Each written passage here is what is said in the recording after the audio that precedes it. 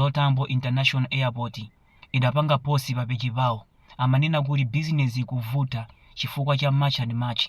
Anthu sakutenga ndege ngati kalekale, panopa anthu akuopa kubwera mu dziko la South Africa. Bizinesi avutilatu akuti poyamba mapassengers amene amapita maiko siyanasiyana kumabwera ku Joni izi ndi izi amafika 1.8 miliyoni, pena amakwana 1.2 miliyoni, koma panopa sakufika even 20,000 anthu olowa kapena opita kwina kwake. Sizikutheka anthu akanika kubwera mu dziko la South Africa chifukwa cha March and March.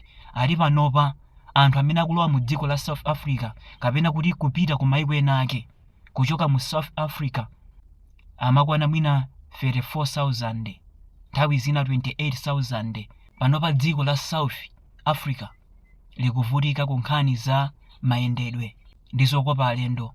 Anthu ambiri sakubwera mu dziko limeneli, ndiye panopa zinthu zambiri zikuvuta. Alimiso akulira akuti katundu wawo akungonongeka. Analemba ntchito anthu aku Joni, koma anthu aku Joni aja akukanika kugwira ntchito ija. Monga mukudziwa anthu obwera tinazolera makasu, timalima ndi makasu.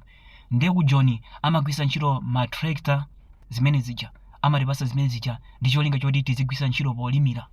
Ndi life imakhala ya easy chifukwa chakuti ife tinazolera kulima ndi kasu.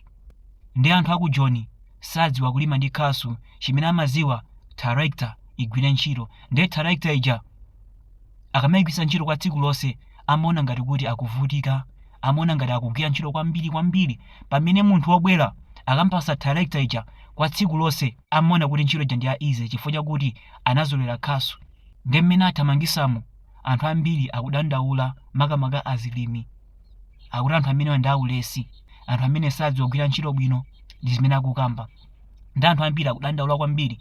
Komanso palinso mnyamata uyu anthu ambiri mukumudziwa. Mnyamata amene zina lake ndi Ashton Hall, amachokera ku America, ndi blogger komanso ndi YouTuber tingathe kutero. Mnyamata amene anapanga ulendo oyenda mu maiko 5 mu Africa.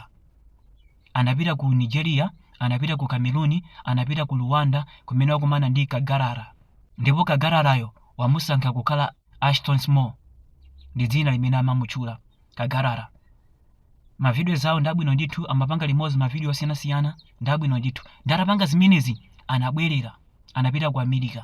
Ndi anthu amamfunsa ku America kuja iweyo unapita ku Africa, koma chifukwa chani sunaponde pa mchombo pa Africa ku South Africa?